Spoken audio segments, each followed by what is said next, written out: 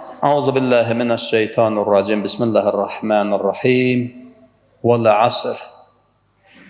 İnnel insane lefî husr. İllellezîne âmenû ve amilussâlihâti ve tevâsav bil hak ve tevâsav bis sabr. Sadakallahul aliyyul azim. Allah'ın salamı olsun, aziz, değerli, möhtərəm mümin bacılarımız, qardaşlarımız, səsimizi eşidən, bizi izləyən, dinləyən hər bir kəsə. Allah'tan diləyimiz budur ki, bu mübarək günlərdə həm cümə, həm qurban, bu mübarək günlərdə günahlarımızı bağışlasın, dualarımızı müstəcəb qərar versin. Allah bu günlər başda olmaqla, bu mübarək günlər başda olmaqla cəmiyyən günlərimizi xeyrə mübtəla eləsin, axır aqibətimizi xeyrə mübtəla eləsin. Allah günahlarımızı bağışlamamış bizlərə bu dünyadan aparmasın. Allah cümə günüdür, İmam Zaman əleyhissalamın günüdür. İmam Zaman əleyhissalamın zuhurunu təzil eləsin. Bizlər o Həzrətin zuhurunu görən, iştirak edən, layiqli, dəyərli iştirakçılardan qərar versin. Və bir daha buradan üzümü tuturam, bizi eşidən, dinləyən hər bir kəsə bayramınız mübarək olsun. İnşallah yoldaşlardan bir neçəsi mənə dedi ki, nə söhbət eləyəsən bu cümə? Deyim, bunu sual verməyə ehtiyac yoxdur ki, cümə ilə yanaşı Qurban bayramı, İsmail Qurban adlandırdığımız, mən elə ola bilsin, yəni təkrar mövzudur bizim üçün, ona söz yox. Qurban mövzusundan bəhs eləmək, qurbandan danışmaq. Amma biraz ola bilsin ki, mənim söyləyəsi olduğum bu moizədə müəyyən söhbətləri, məsələləri əksəriyyətimiz bilirik, eşitmişik. Amma mən biraz fərqli formalarda bir balaca ayələrə toxunmağa çalışmışam. Bir neçə gün bundan əvvəl mütaliələrimdə. Qurban mövzusu şəri məsələdir. Namaz əvvəlində qurban bayram namazını ki qıldıq səhər-səhər, əvvəlində də toxunduq bu məsələyə. Hacda olan, Məkkədə olan zəvvarların hacıları üçün vacib hökmüdədir. Yəni, həcin əməllərindən mütləq biridir ki, hacı əməllərindən bir mütləq orada qurban kəsməlidir hacı. Amma hacda olmayan insanlara fərqi yoxdur, kimliyindən asılı olmayaraqdan gücü çatan, imkanı çatan hər bir şəxs üçün qurban kəsib onu paylamaq müstəhəb bir əməldir, bəyənilən bir əməldir. Bu şəri məsələlərə çox üstündə dayanmaq istəmirəm. Hamımız əlhamdülillah bilirik bu mövzuları, bu məsələləri. Qurbanın tarixinə baxsaq, Maidə surəsinin 27-ci ayəsində Allah Taala buyurur Peyğəmbərimizə ki, Adəmin iki övladlarının qurban məsələsini çatdır insanlara. Yəni, bəşəriyyətin atası, bəşəriyyətin ilk insanı olan ki, Adəm, hələ o zamandan qurban məsələsi göstərir özünü. Eyni zamanda Həc surəsinin 35-37 bu ətrafda olan ayələrində bəhs edir qurban mövzusunda. Burada bir ayə də keçir ki, Allah buyurur ki, tək siz İbrahimin davamçıları olaraq, tövhid dininin davamçısı olaraq siz ümmət üçün yox, keçmiş bütün ümmətlər üçün də hər bir üçün özünə məxsus qurban ayinləri icra edilmişdir, təyin olunmuşdur. Hətta bu ayələrdən belə görüşür ki, tək bizim müsəlman olaraqdan böyün İsmail qurbanı qeyd etdiyimiz yox, xristiyanlığın, Yahudi dilini, hətta təkallahlı olmayan dinlərin belə, bütpərəstlərin, atəşpərəstlərin, cürbəcür inanclı olan insanların da inanclarında qurban məsələsi həmişə olubdur. Və qurbanın ən mühüm fəlsəfəsi, mahiyyəti nəyə dayanır? Nəyəsə qurban vermək, nəyəsə fəda etmək. Nə üçün fəda etmək? Yəni, mən yenə də toxunum. Tək dini inancı olan insanlara aid deyil bu. Dini inancı olmayan insanlara belə aiddir. Özünü bağışlatmaq üçün, özünü saflaşdırmaq üçün, təzkiyə eləmək üçün nəyəsə fəda etsin. Yəni, lori dildə biraz da desək, açıq şəkildə nəyəsə bir şey əldə etmək üçün nəyəsə fəda edək. Zahirən fəlsəfəsi belə görünür. Misal üçün, ayə var, elə qeyd etdiyimiz zaman ayələrdədir. Allah buyurur ki, Həz surəsinin ayələrindədir, 37-ci ayəsində ki, sizin kəsdiyiniz qurbanların nə əti, nə qanı Allaha çatmaz. Allaha çatan yalnız sizin təqvanızdır. Və elə həmin qeyd etdiyim ayə ki var, Maidə surəsinin 27-ci ayəsi, Adəmin övladlarının qurbanlıq məsələsi, orada da bu təqva məsələsinə toxunur Allah. Allah təqvalılardan qəbul edir qurbanı. Və Quran-ı Şərifə baxsaq, əvvəldən sona qədər müəyyən ibadətlər yönümündə olan ayələrdə, müəyyən inanclar yönümündə olan ayələrdə bu təqva məsələsini Allah Taala çox qabarıq şəkildə göstərir Quranda insanlar üçün. Təqvalılardan qəbul edir, təqvalılar üçündür, təqvalılar bu işi görər, bu addım atar. Yəni, təqva məsələsinə çox toxunulur. Təqva nədir? Bunu da geniş şəkildə dayanmaq istəmirəm bu mövzunun üzərində. Hamımız bilirik məsələn, təqva ən qısa formada, ən lakonik verilən cavablardan biri budur ki, İmam Sadiq əleyhissalam buyurur ki, təqva odur ki, Allahın istədiyi kimi hərəkət edəsin insan. Bütün addımlarını, bütün ömrünü, bütün həyatını Allahın istədiyi kimi yaşasın.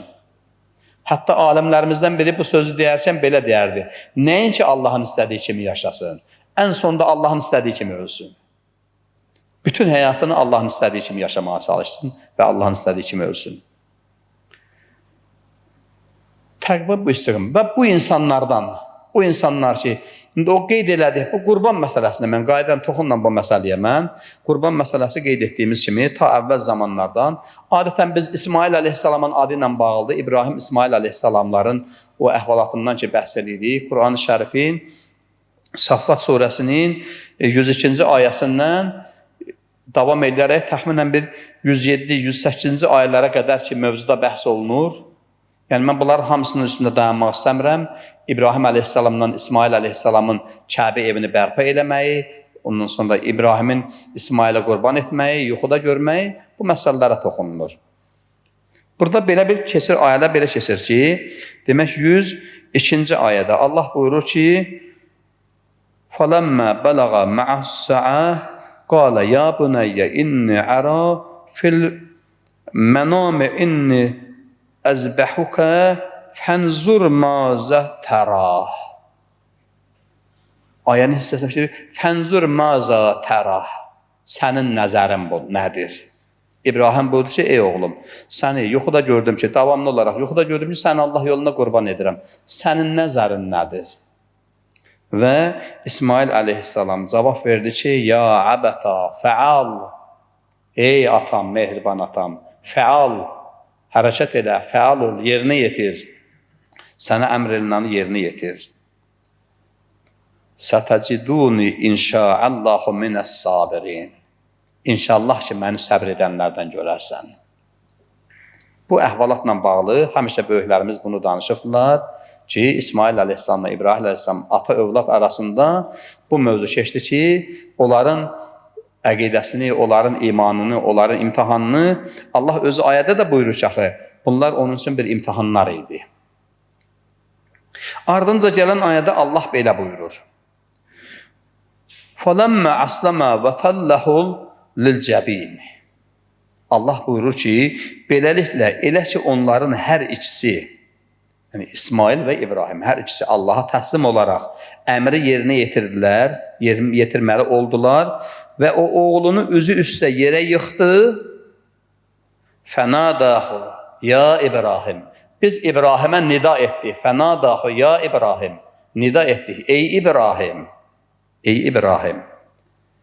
Qad sadaqtar rüya. Röyana sadiq qaldın. Gördün, röyana sadiq qaldın. Kazalika nəzzil muhsinin. Biz yaxşı əməl sahiblərini belə mükafatlandırarıq. Nəzir mükafatlandırarıq. Axı, burada İbrahim İsmaili qurban etmək istədi.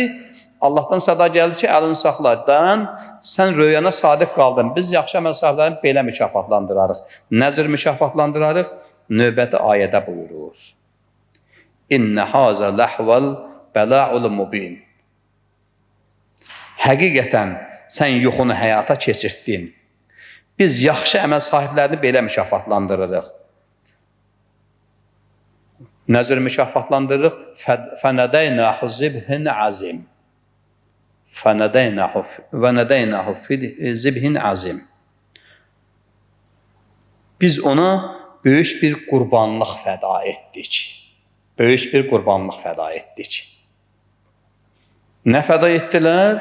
Zahirən görünəndə Allah Teala bir qoz göndərdi, bir qoyun göndərdi ki, Cəbrail əleyhissalam gətirdi ki, ey İbrahim, Allah sənin belə sadiqliyini, imtihandan necə sadiq qaldığını gördü və səni bu övladın qurban etməkdən çəkindirdi, nəhy etdirdi, bu qurbanı göndər ki, kəs onun əvəzinə.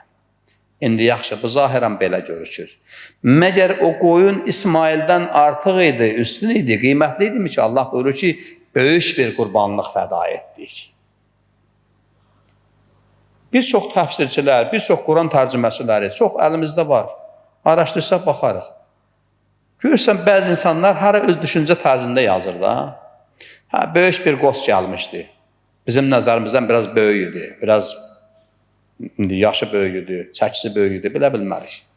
Amma bu, heç ağla batmayan bir düşüncədir. İnsandan böyük, insandan qiymətli nə üstün ola bilər Allahın yanında? Burada dayandırıram bu söhbəti. Ardına toxunacam. Məsələ yetişəndə həmin ardına toxunacam. Şübhəsiz, həmin aşkar imtihandır.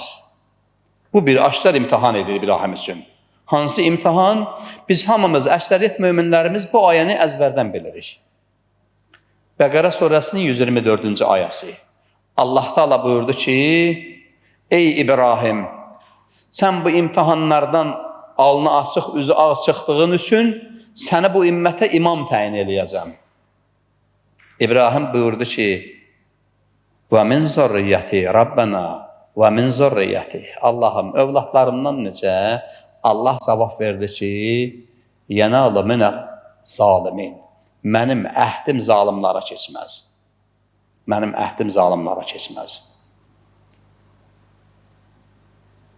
Bu ayələrə baxanda, buradakı Allah İbrahim üçün buyurur ki, onu belə mükafatlandırdıq, böyük bir qurbanlıq fəda etdik və o bir ayədə buyurur ki, sən bu imtihanlardan belə çıxdığın üçün səni imam təyin etdik və sənin nəslindən olan zürriyyətlərindən sadiq olanlardan, Allaha şərik qoşmayanlardan, zalim olmayanlardan imam təyin edəcəyik. Əhl-i Beyt məktəbində olan bütün alimlərin, bütün hədislərin, Əhl-i Beytlə bağlanan bütün imamlarına, hamısının hədislərini söykənir ki, Allahın İbrahim əleyhissalam üçün İsmaili xilas etdikdən sonra sənin üçün böyük bir qurbanlıq fəda etdik məsələsi İmam Hüseyin əleyhissalama bağlanırdı. Bunun bir balaca da aydınlıq gətirmək üçün bir neçə məsələyə də mən toxunacağım. Yəni, bütün Əhl-i Beyt alimlərinin təfsirlərində, xüsusən də ki, nəzər yetsək, əlimizdə, günümüzdə, ölkəmizdə məşhur yayılıbdır bu təfsir kitabı Əl-Mizanda, təfsir-i nümunədə bunlar göstərilir hamısı. Nə idi bu qurbanlıq? Yaxşı, elə qurban etmək, bir qoyunu kəsək, paylayaq cəmaat arasında olsun qurban bu. Əvvəlcə bu qoyun kəsməyə, heyvan kəsməyə bir nəzər yetirək. Hamımız, əlhamdülillah, ibadət əhli, mömin qardaşlarım, hamımız bilirik. Qoyun heyvanı kəsməyin şərtləri var, şəriət tərəfindən. Misal üçün, ən birinci şərtin biri, üzü qibliyə durmaq, Allah Əkbər demək, Bismillah demək, müəyyən şərtlər göstərilir. Ən mühüm şərtlərdən biri budur ki, şəriət alimləri, bütün müştəhidləri, hamısının fikir cəmdir, müştərəkdir bu formada. Heyvanı kəsərkən onun 4 dənə böyük damarlarını kamil şəkildə kəsmək. Nədir bu 4 dənə damar? Birincisi nəfəs borusu, qida borusu, 2 dənə də o sağdan soldan böyük qan damarları. Bu damarların 4'ünü də kəsmək. Bu damarların əgər 4'ünü də kəsməsə, o kəsdiyi heyvan haram hökmündədir. Yaxşı, indi bu qurbanla baxarıq. Bu şəri məsələ ilə qurban kəsməyin, heyvanın başını kəsməyin nə üçün mən bunu misal çəkdim buna? Söhbətin əvvəlində toxundum bu məsələyə. Hacılar oradadır, Allah qəbul eləsin. İmam Zaman əleyhissalamla cümləmizi nəsib eləsin, Minada qurban kəsək. Məkkədə qurban kəsmək, ümumiyyətcə qurban kəsməyin, fəda etməyin biri nədir? Bir heyvanı fəda etməklə insan sağlaşa bilməz. Müəyyən məsələlər olar, bəli. Kimlərisə xeyriyyəsi kömək eləyər, kimlərisə imkanı olmayan yoxsullara əl tuta bilər. Bunlar zahirən görünür tərəflərdir. Amma mənəvi tərəfdən insan saflaşmaq üçün gərək mənəvi tərəfinə baxa insanın. Böyük alimlərimiz həmişə belə bir iddia qoyublar ortalığa ki, qurban kəsəndə ki, o meydandakı kəsirik, o heyvanın başına bıçağı çəkərəkdən 4 dənə damarını kamil şəkildə kəsdiyimiz kimi, gərək insan öz içindəki, qəlbindəki, daxilindəki insanı harama, günaha sövq elətdirən 4 dənə əməlin başına bıçaq çəksin. Qəzəbdir, nifrətdir, həsəddir, şəhvətdir. İnsan gərək o heyvanın başına bıçağı çəkdiyi kimi öz içindəki insanı günaha, harama sövq elətdirən bu 4 dənə əməlin başına bıçaq çəksin və oradakı o 3 dənə sütun düzaldırıqdır, şeytanı daşlayırıq ora gedəndə ha. O daş rəmzi mənadadır, o daşı ora atdığı kimi o içində başına bıçaq çəkdiyi həman o insanı günaha sürükləyən əməlləri çıxartsın, atsın. Bax, bunun belə bir fəlsəfəsini alimlər həmişə müzakirəyə çıxardarlar. Məsələ buna bağlanır. Yaxşı, İmam Hüseyin əleyhissalamla nə əlaqəsi var? Bu məsələyə toxunmaq istəyirəm mən. Tarixi mənbələrdə var ki, İmam Hüseyin əleyhissalam dünənki gün, Ərəfə günü Məkkədən yola düşdü İraqa doğru, Kərbalaya doğru. Diqqət yetir, Ərəfə günü hac əməllərinin ən mühüm, ən sıx şəkildə yerinə yetirilən günlərdir. Bu ata-babalarımızdan həmişə eşitmişdir bu məsələni, deyərlər ki, hətta yazılı mənbələrdə də, risalələrdə də göstərilir. Ərəfə günü, ondan sonra qurbanın özü günü və bir də sonki günü, bu 3 günlər, bu neçə günlər hacıların əsas ibadət vaxtlarıdır. Tarixi mənbələrdə var ki, İmam Hüseyin əleyhissalam ki, oradan Ərəfə günündəki yola düşdü, elə ki, atına süvar oldu İraqa doğru yol almağa, kiçik qardaşı Məhəmməd Hənəfiyyə yapışdı atın yüyənindən, belə yaxınlaşdı, dedi, qardaş, müsəlmanlar, möminlər cəm olub sənin başına imam olaraqdan Allah evin ziyarət etməyə və bizim qarşıda büyün Ərəfədir, sabah qurban kəsmək, şeytanı daşlamaq, Ərafatda, Müzdəlifədə və bu məsələlər nə olacaqdır? Cəmaat, möminlər nə deyər, sən niyə gedirsən belə? Gör, nə cavab verdi İmam Hüseyin əleyhissalam.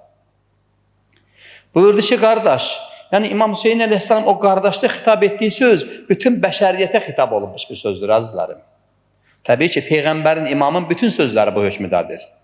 Onlar hansısa bir sahabənin, hansısa bir şəxsin adını çəkib xitab edirlərsə, onlar bütün bəşəriyyətə xitab etmiş olurlar. Buyurdu, qardaş, uzun illərdir ki, cəddimiz İbrahimdən bu yana hərəmiz bir qoç qurban edirik. Əlin uzatdı Əbəlfəzə, qardaşı Əbəlfəzə, qardaşı balası Qasimə, oğlanlar Əli Əkbərə, bacısı Zeynəbin oğlanlarına, Əbəlfəzin oğlanlarına.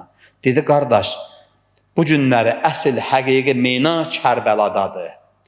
Mən əsas qurbanlarımı, bu günləri mən bu qurbanları aparıram ora, Allah dini yaşasın deyə o qurbanları orada fəda edəm mən. Bu günləri 1000 ildir ki, cəddimiz İbrahimdən üzübəri ildə bir dəfə gəlib burada bir neçə daş atırıq, şeytanı daşlayırıq. Bu günləri əsl şeytan Ubeydullah ibn Ziyad donunda, Şimr ibn Mərcanə donunda, Ömər ibn Səd donunda Kərbəlada, Bəsrədə, Küfədə peyda olubdular. Mən indi onları daşlamağa gedirəm, onların qarşısına çıxmağa gedirəm. Müzdəlifədə, Ərafatda, hacılar orada dayananda Allah qismət eləsin cümləmizə, yaşayaq o hissləri. Orada Müzdəlifədə dayanmaq bilirsiniz nədir? Mən bir neçə şəxsin dilindən, şəxsən dilindən yəni danışdırıb soruşmuşam bu məsələni.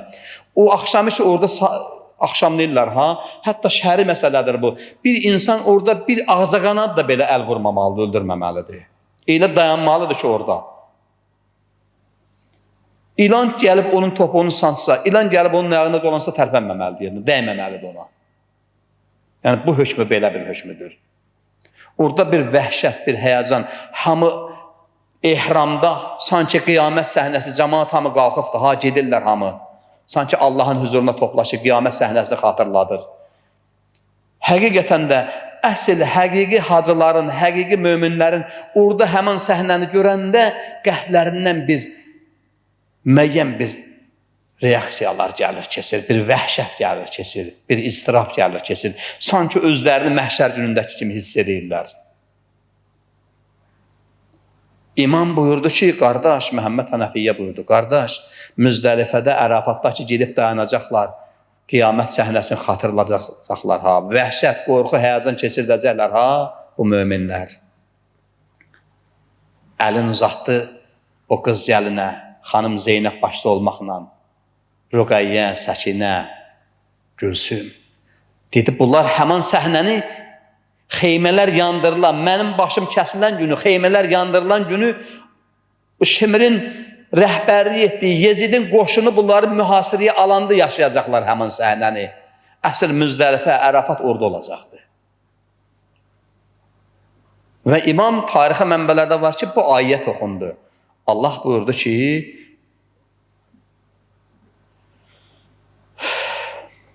İbrahim əleyhissalama və fədəynəhu zibhin azim. Ey İbrahim, biz oğlum İsmailin əvəzinə sənin üçün böyük bir qurbanlıq fəda etdik. Və həqiqətən də bütün müsəlman ümməti, bütün bəşər insanları, bütün hamı bilirlər ki, Peyğəmbərin vəfatından 30 il, təxminən 30 il keçəndən sonraki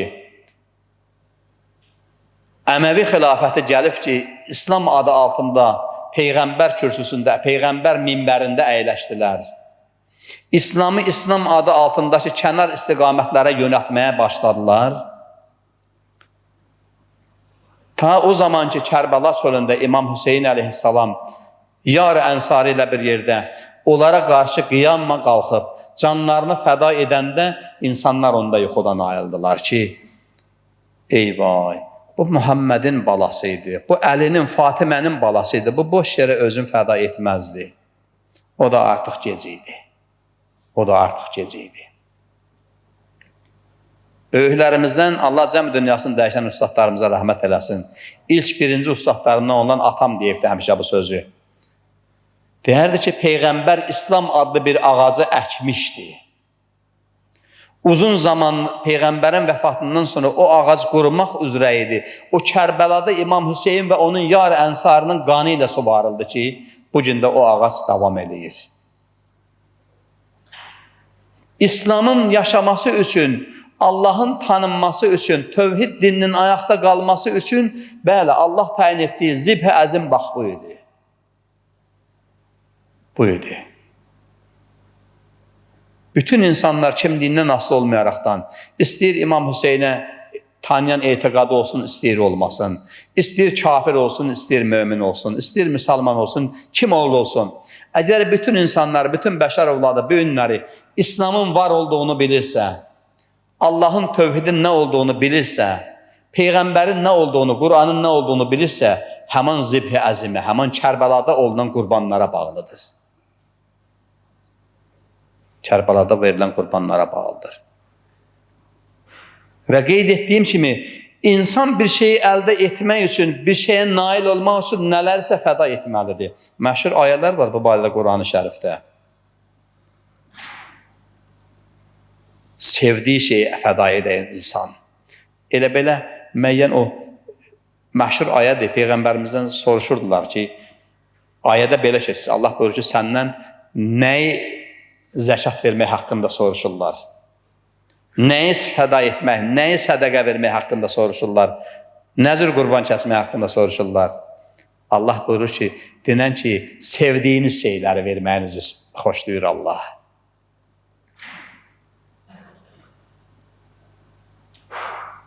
Və o ki, qaldı, Allahın ən çox sevdiyi, ən çox xoşladığı nə idi?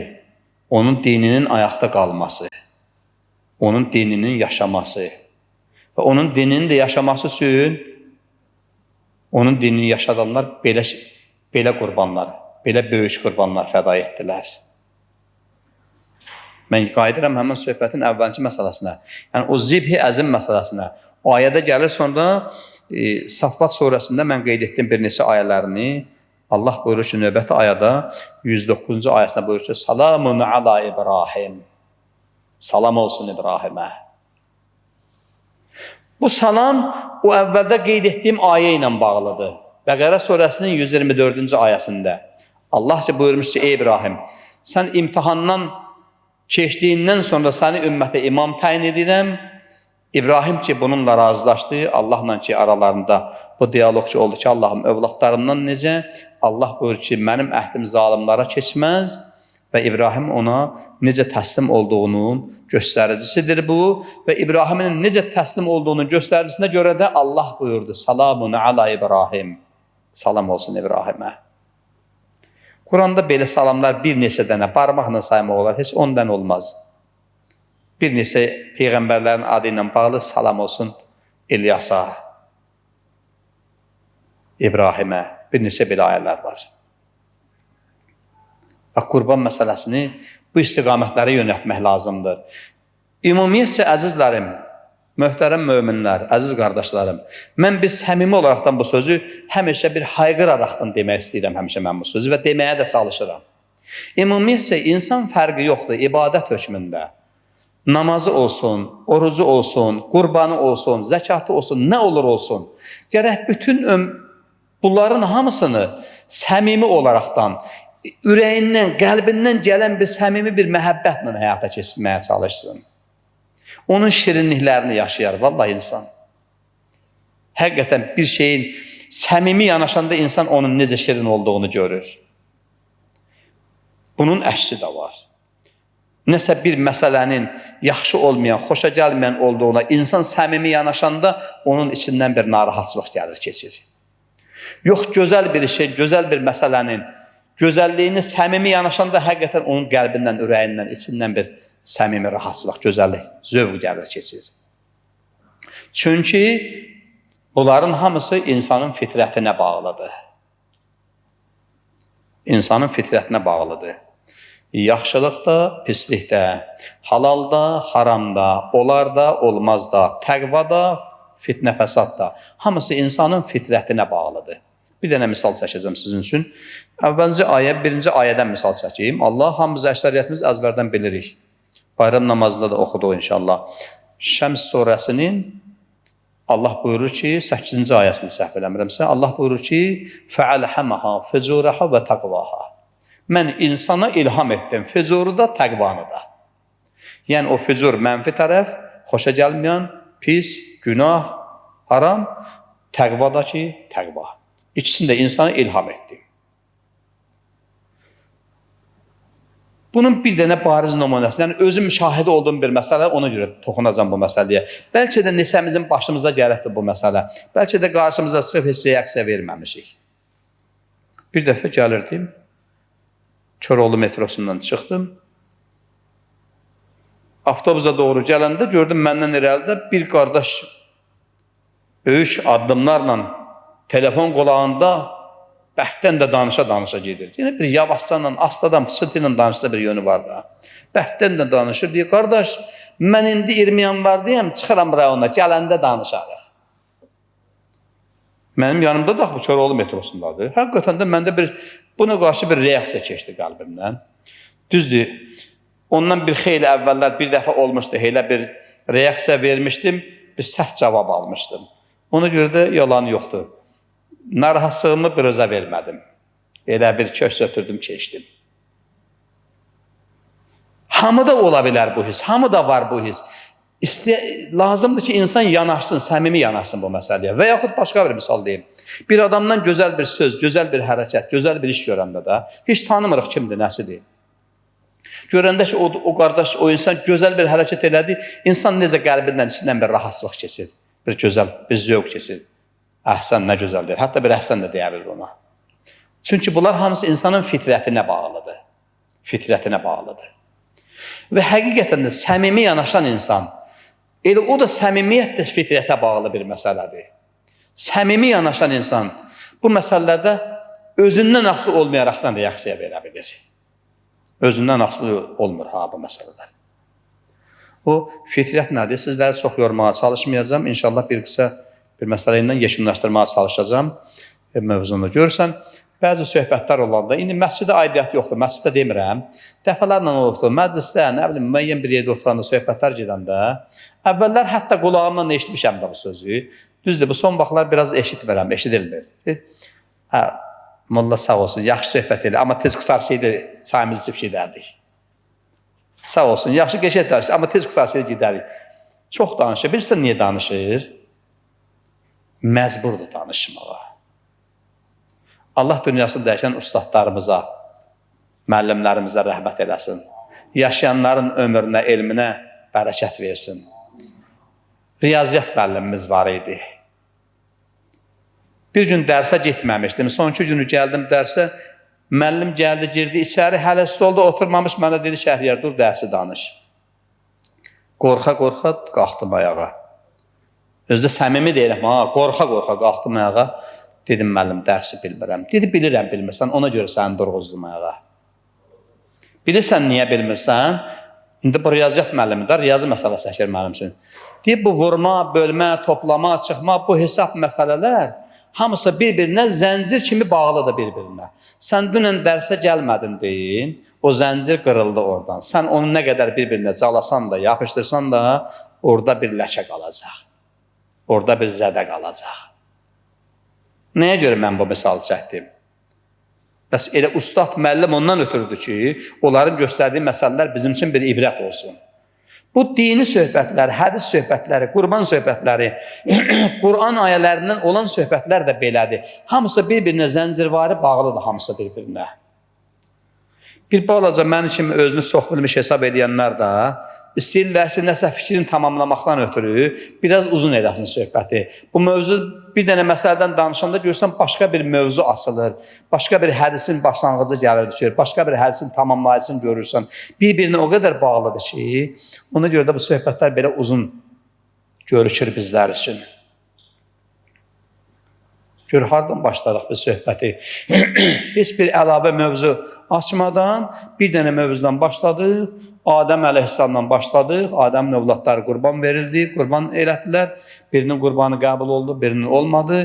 İbrahim əleyhissalam və gəldi Kərbəla qurbanlarına. Bax, ona görə də bu məsələlərdə gərək biraz diqqətli olmalıyıq biz. Fikrini yayındırıb mövzudan kənara çıxmamaq şərti ilə. Mövzudan kənara çıxmamaq şərti ilə. Mən indi həmən bir neçə məsələyə toxunmaq istəyirəm. O ki, mütləq şəkildə bu mövzuda danışırıqsa, bu günləri biz Allah evinin ziyarətində olan zəvvarlarımız həc mövsümüdür. Allah cəmi zəvvarların ibadət itaətlərini qəbul eləsin. Gedənlərə dübarə, getməyən cümləmizə də nəsib eləsin. Bu həc mövsümü də belə məsələlərdə biraz diqqətli olmağa çalışmaq lazımdır. Günümüzdə görsən müəyyən insanlar dünyanın hər bir tərəfindən, dörd bir tərəfindən ora gedən insanlar İslamın, müsəlmanların vəhdətini, birliyini, yeşdir olduqlarını, Allahın qarşısında nə cür səmimi olduqlarını göstərisidir bunların məsələləri. Misal üçün, bu mövzu ilə bağlı danışanda bir məsələ vacib ki, müstəmə ona toxunam mən. Vacib əməllərindən biri təvaf etməkdir. Kəbə evinin ətrafında təvaf etməkdir. Nədir bu təvaf etmək? Əlini vurursan Kəbə evinə. Əlini vurursan Kəbə evinə. Təvaf edib Kəbə evinə əl vurmağın rəmzi mənası var. Belə bir loru necə bir misal çəkim mən.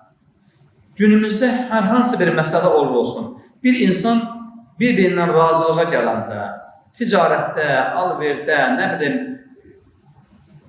xeyir işlərdə, ondan sonra müəyyən bir məsələlərdə bir-birindən razılığa gələndə, bunun zahirən göstərisi bir-birinin əlini sıxıb razılaşmaqdır.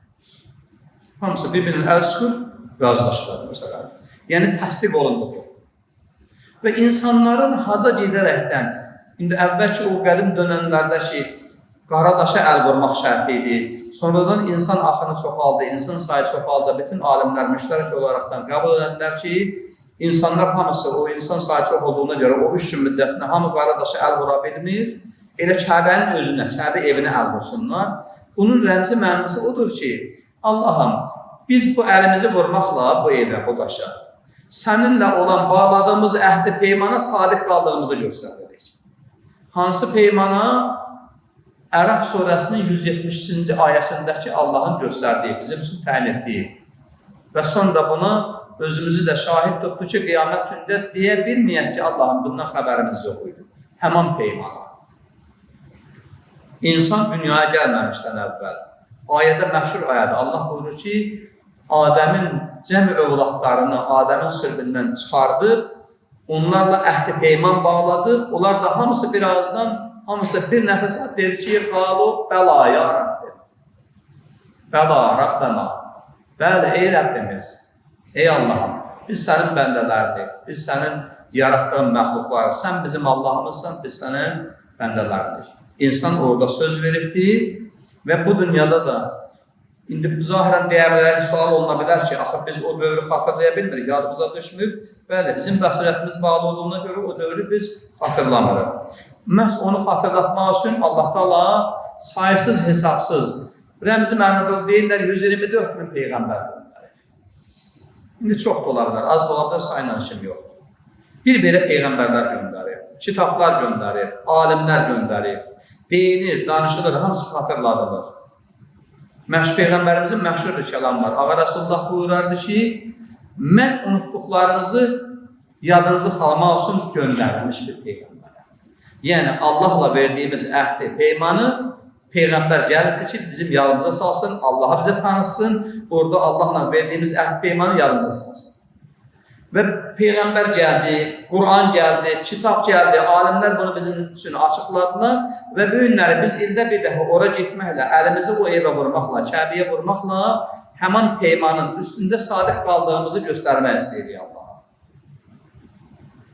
Həman peymanın üstündə sadiq qalmışıq. Bax, məsələ buna var.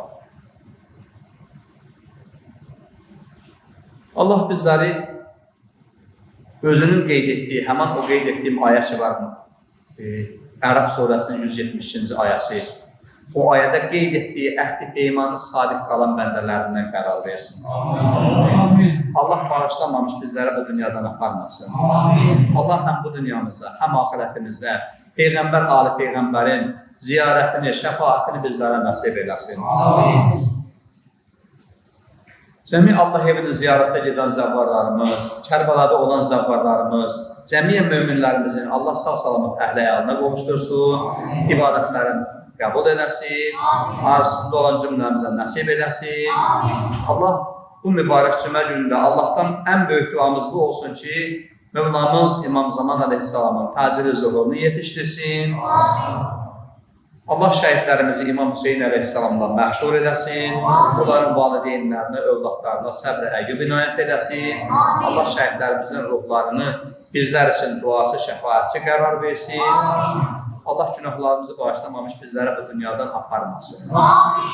Bu duaların öncəsində bir dənə bir söz gəldi fikrimə, elə bu anda Allah onu saldı mənim fikrimə. Bunu da deyəcəm inşallah, gördünüz. O şəhidlərimiz nə tür fəda oldular? Vətəndən ötürü, torpaqdan ötürü, millətdən ötürü, xalqdan ötürü necə fəda oldular? Onların cənazələri gələndə, dəfnə gələndə hamımız burada edirik, hamımız iştirak edirikdir. Necə coşku ilə insanlar sanki bir fərəhlə onları qarşılayırlar, yola salırlar. Ən sevdiyi övladını yola salırlar. Ən sevdiyi övladını fəda edir. Bax, əsl qurban edir. Bax, belə qurbanlar lazım. Bax, belə olar qurban. Allah bizləri o qurbanlarına sadiq olan bəndələrinə qərar versin. Allah evlərdə, xəstəxanalarda dərdi bilinən, bilinməyən xəstələr var. Cümləsinə acil şifa inayət eləsin. Allah sürücülərimizi sağ-salamat mənzilinə qovuştursun. Ordumuz, əsgər zabitlərimiz vətənin keşiyində, sərhəddə, səngərdə Allah yerin göyün afat bəlasından, düşmən gülləsindən, düşmən hiyləsindən amanda qərar versin. Allah dini İslam'a qüvvət versin. Din düşmənlərini, dinimizə əl uzadanları, dil uzadanları Allah məhv nabud eləsin. Qəlbimizdən keçib dilimizə gətirdiyimiz, qəlbimizdən keçib dilimizə gətirmədiyimiz Allah günahlarımıza, dualarımızı müstəcəb qərar versin. Övlad tarzında olan ailələrimiz var, həmişə nəzərimizdə, dualarımızdadırlar. Allah onlara tezliklə əməl salih övlad nəsib eləsin. Allah bizləri ömrümüzün sonuna qədər, son nəfəsimizə qədər Allaha layiqli bəndə olanlardan qərar versin. İbadətlərimizin, dualarımızın, hacətlərimizin qəbul olunmasına 3 səlavat seçirək. Allahümmə səllə